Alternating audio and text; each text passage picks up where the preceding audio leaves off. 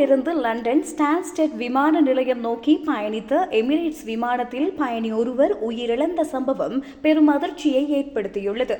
கடந்த பிப்ரவரி மாதம் 8ஆம் தேதி துபாயிலிருந்து லண்டன் நோக்கி EK067 என்ற எமிரேட்ஸ் விமானம் வந்து கொண்டிருந்தது.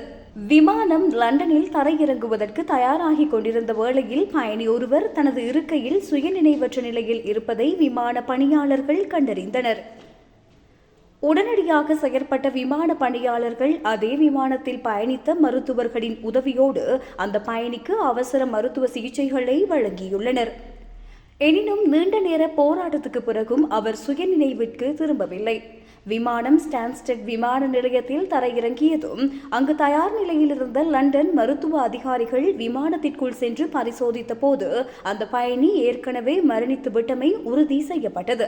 இதுகுறித்து எமிரேட்ஸ் நிறுவனத்தின் ஊடக பேச்சாளர் கருத்து தெரிவிக்கையில், விமான பணியாளர்களும் விமானத்தில் இருந்த மருத்துவர்களும் தங்களால் இயன்ற அனைத்து முதலுதவிகளையும் வழங்கினர்.